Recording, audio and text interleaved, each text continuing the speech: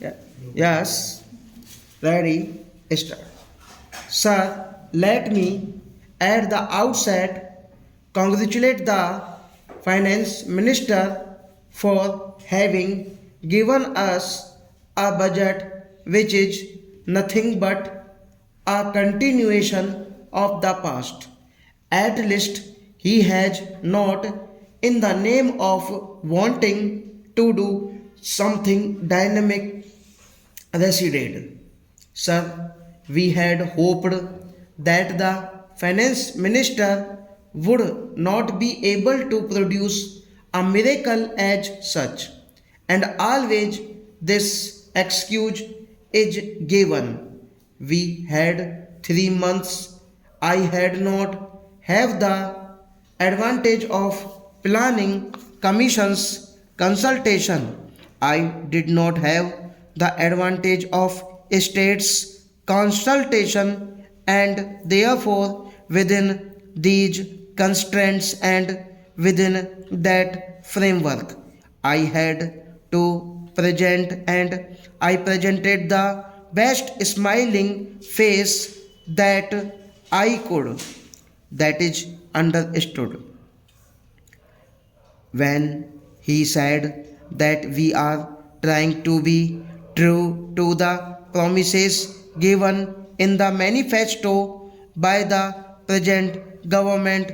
That is what I was trying to look at least the direction in the budget. I must say that in this budget, at least apart from some words paying compliment, praise, and lip sympathy to the agricultural sector, to the rural industry, to handloom, to powerloom, to handicrafts. Let us see what are the facts. What has he provided for handloom and handicrafts? Let me take up this point just now. He has provided only rupees 34 crores, and he himself says that it will give employment at least to 25 lakh people. Now imagine the magnitude of this problem. There are a minimum of 4 crore unemployed people and 40 crore underemployment people, and you are not able to touch the fringe of this problem. I am not going to take, sir, this discussion budget as a partisan issue. I am not going to discuss it as an issue of Congress versus the present government, and I am not going to waste my time in comparing what we did and what you have done in this regard. Sir, a good thing has happened, namely a two-party system has emerged. Let us together decide in this country how we can serve the people of this country best. That is more important. If that is important, then let us see the direction.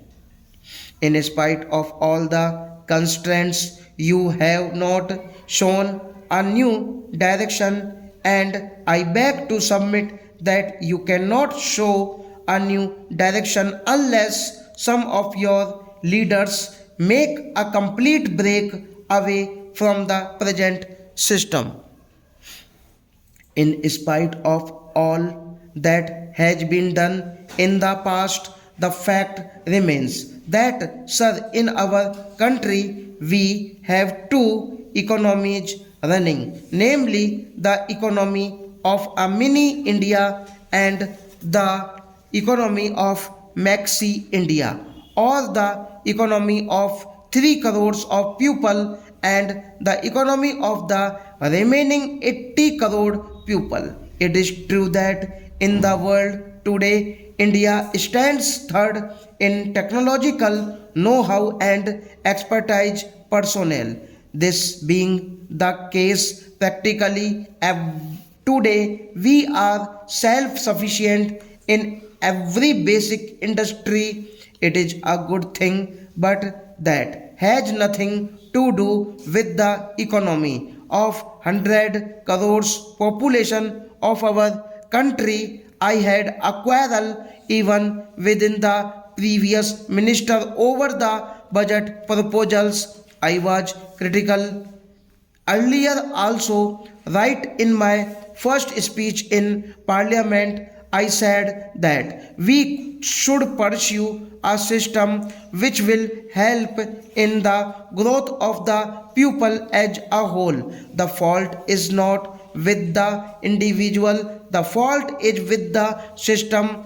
A system where capital formation takes place in the hands of a few for the benefit of the few. Such a system can never be good today. What is the percentage of purchasing power in the market? It is 2.1% of our population.